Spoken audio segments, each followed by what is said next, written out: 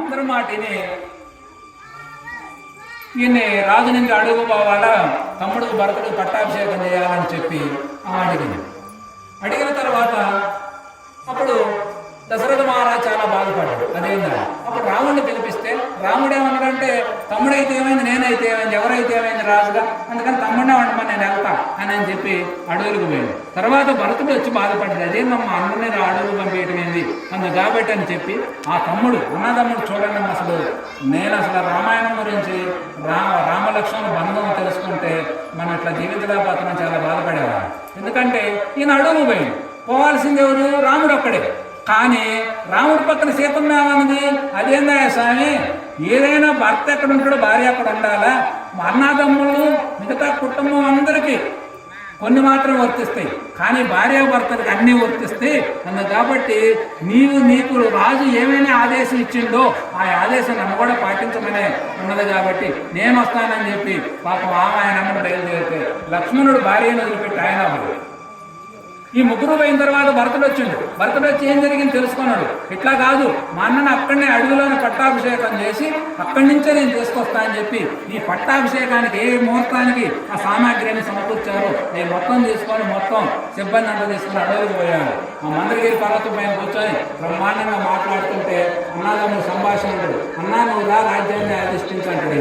కాదు ఆయన తండ్రి మాటను నేను పాలించాలంటే ఆయన ఎంత సంభాషణ గొప్పగా ఉంటుందో అట్లా అప్పుడు లాస్ట్కి ఆయన చెప్పింది ఏంటంటే, భరతుడు అన్నా నువ్వు అడవిలో ఉంటే నువ్వు ఇప్పుడు ఎలా నారసేపు కట్టావో, ఎలా నువ్వు కందమూలాలు తింటున్నావో నేను కూడా అదే కందమూలాలు తింటా, అదే వస్త్రాలు కడతా, అదే బ్రహ్మచర్యాన్ని పాటిస్తా. నువ్వు ఎప్పటికైనా నువ్వు 13 సంవత్సరాలు వెళ్ళి 14 తగలగానే నువ్వు రాకపోతే నేను దేహాన్ని వదిలి పెడతా అని చెప్పి ఆయన ప్రమాణం చేయడం జరిగింది. అట్లా అన్నదమ్ములు ఆయన రాగానే రాజ్యాన్ని ఆయనకి ఇచ్చిండు. ఎంత గొప్పగా ఉంటుంది, ఎంత తోడిపాటలు ఎంత బాగుండేవాళ్ళు, అన్నదమ్ములు ఎలా బాగుండేవాళ్ళు. రామలక్ష్మణులు భరత శత్రుఘ్నులు నలుగురికి 4 రోజులు 8 మంది సంతానం 11,000 సంవత్సరాలు జీవించిన తర్వాత వాళ్ళకున్న రాజ్యం మొత్తాన్ని 8 భాగాలు చేసి 8 మందిని ఒకేసారి రాజులు చేసిండు రాముడు. అది రామాయణం. ఇవాళ ఎంతప్పటికి సెంటు భూమి కాడ, అరచెంటు 2 రూపాయల డబ్బులు కాడ తల్లిదండ్రులను చూడకుండా రోడ్ల మీద నెట్టేస్తా ఉన్నాం. ఇవన్నీ నెట్టేస్తే ఎవరికి, ఇవాళ మనం కోడలుగా మనం నెట్టేస్తాం, రేపొద్దున మనం అర్థం కావా. అందుకని మనకు రాముడు అనేది అంత గొప్ప ఆదర్శం. అన్నదమ్ముళ్ళు అంటే త్యాగానికి గుర్తమ్మ, ప్రేమకు గుర్తు, ఒకరికొకరు సాయం చేసుకున్నాం. మన పూర్వీకులంతా 10 మంది మన పిల్లలు కానివాళ్ళు దేనికంటే ఒకడికొకడు అండగా ఉంటాడు, బలంగా ఉంటూ ఇరుగు పొరుగు సేను పొరుగు ఏ అవసరం వచ్చినా కూడా అతను మనకు బలం ఉండాలరా అని కనేవాళ్ళు. ఇవాళ వాస్తవానికి 2-3 గంట బాధ కలుగుతుంది. ఎందుకంటే వీళ్ళే కొట్టుకొని స్టేషన్లో పోయే పరిస్థితి ఏర్పడుతుంది. ఎట్లా కుటుంబం అనేది మనం అందుకే రాముడిని మనం పెట్టుకున్నది ఎందుకంటే కుటుంబానికి ఆదర్శంగా ఉండటం కోసం రాముడిని పెట్టుకున్నాం. రాముడిలాగా మనం జీవిస్తే లోకంలో కీర్తివంతులుగా సుఖంగా ఆనందంగా ఉంటుంది. అలా ఆనందంగా ఉండటం కోసం రామాలయం తప్ప రామాలయం అంటే ఏదో అలంకార సింబల్ కాదు. రాముడు అంటే జీవితం, మనం ఎలా జీవించాలో చేయించేది. అందుకే ఇతిహాస గ్రంథంలో మర్యాద పురుషోత్తముడుగా గొప్ప రాముడు అంటే ఆదర్శ పురుషుడు. అట్లా ఎంతోమంది మనకి ఎన్నో రకాల మహాత్ములు రకరకాలుగా అందించారు. ఆ యొక్క వారసత్వం కోకొల్లలుగా ఉన్నది. మన గ్రంథాలు, మన యొక్క ఋషత్వం, మన సంపద ఎంతో ఉన్నది. వీటన్నింటినీ మనం తెలుసుకోవాలి. ఒక సాంప్రదాయం మన దేవాలయాల్లో చక్కగా మీరు ఎక్కడికైనా పోవచ్చు.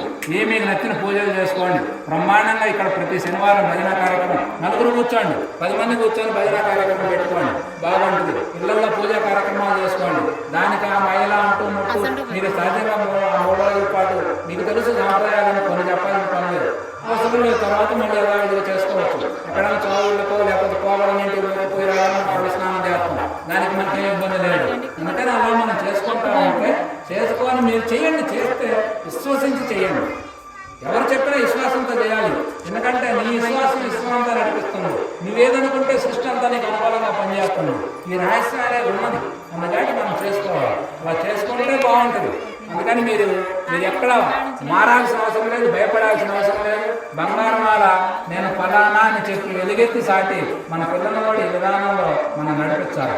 అలా నడిపిస్తే మన సాంప్రదాయం. ఎందుకంటే రానున్న రోజులలో కొద్ది రోజుల్లో ప్రపంచం మొత్తం కూడా భారతదేశం వైపు చూసి ఈ యొక్క హైందవ సాంప్రదాయం ప్రపంచం మొత్తం వ్యాప్తి చెందబోతుంది. కారణం ఏమిటంటే మీకు ఇప్పుడుదా చెప్పుకున్న ప్రవచనం అంతా అదే. ప్రపంచం మొత్తం మన వైపు. ఎందుకంటే వాస్తవానికి ఈ మతాలలో ఈ రాజకీయ విధానాలన్నీ జొరబడి అనేక రకమైన గోడలు ఇవన్నీ జరుగుతున్నాయి. కానీ మన మతంలో స్వచ్ఛందంగా సత్యాన్వేషణ చేసి ధర్మంగా జీవించి తన్ను తాను నిలువెల్ల ఒలుసుకున్నట్లుగా జీవించిన మహాత్ముడు ఉన్నారన్నమాట. అట్లాంటి మహాత్ములు ఇచ్చినటువంటి సందేశం ఇదంతా మనం ఆ సందేశాన్ని మనం అనుసరించాలి. అట్లా అనుసరించి మనం చేసుకుంటే మనము రామన్న తరాలు ఆ తరాలు అన్నీ కూడా బ్రహ్మాండంగా లోకమంతా శాంతిమయంగా ఉంటుంది. మనకు మంత్రాలు మనకి అన్ని సంస్కృతంలో ఉంది మన భాష అంతా, అందుకే మనకు బాగా అర్థం కాదు. మనకు లాస్ట్లో ఒక మంత్రం ఉంటుంది, శాంతి మంత్రం. సర్వేజన సుఖనో భవంతు అంటే సర్వజనులు ఎంత సుఖంగా ఉండాలని ఒక మాటలో చెప్తుంది. లోకా సంస్థ సుఖనో భవంతు. ప్రపంచంలో ఏ మతమైనా ఈ మాట చెప్పగలిగే స్థాయిలో మన పేరు పెట్టేది ఎంతమంది నువ్వు శాంతింపజేస్తావు. సర్వ జనులు సుఖం ఉండాలి, సర్వ లోకాలు శాంతిమయం కావాలని చెప్పి ఇట్లా శాంతి మంత్రాలు అనేక రకాల మంత్రాలు మనకు ఉన్నాయి. వీటన్నింటిని కూడా మనం అర్థం చేసుకొని ఆ విధంగా మనం ఐకమత్యంగా జీవిస్తూ కార్యక్రమాలు చేసుకోండి. దసరా రేపు దసరా వస్తుంది, అమ్మవారి పండుగ ఇక్కడ బాగా చేస్తారని చెప్పారు. పైగా మనం మా గ్రామానికి కోలాటానికి వచ్చారు. చిట్టుతల్లు ఎంత బాగున్నారో, కానీ వచ్చేసరికి టైం లేట్ అయింది. కానీ లేకపోతే ఆ రోజు ఊరు మొత్తం నిలబడి చూసారు.